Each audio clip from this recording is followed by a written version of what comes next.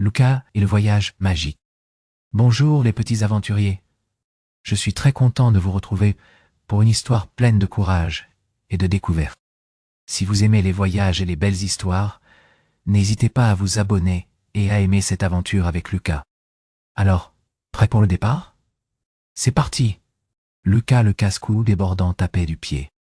Il était impatient.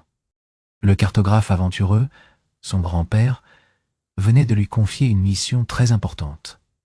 Luca, ma petite tornade, l'arbre aux 1000 fruits, en Amazonie, est en danger. Une sécheresse menace ses racines.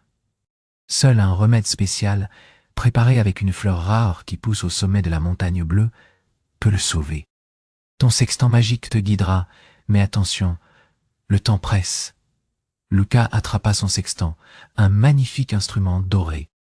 En le pointant vers la montagne bleue sur la carte, un hologramme scintilla.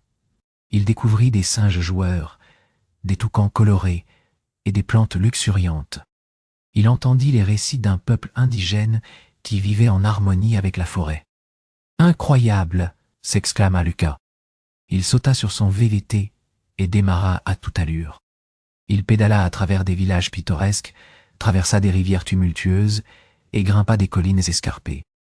Mais soudain, une pluie torrentielle se mit à tomber. La rivière déborda, transformant le chemin en un bourbier gluant. Luca essaya de franchir le courant, mais il fut emporté par l'eau. Il s'accrocha à une branche, frigorifié et inquiet. « Je ne vais jamais arriver à temps », pensa-t-il. Heureusement, il aperçut Mila, la souris aventurière, qui passait par là. Mila était experte en escalade et connaissait parfaitement la forêt. « Luca, calme-toi. On va trouver une solution ensemble, » dit Mila.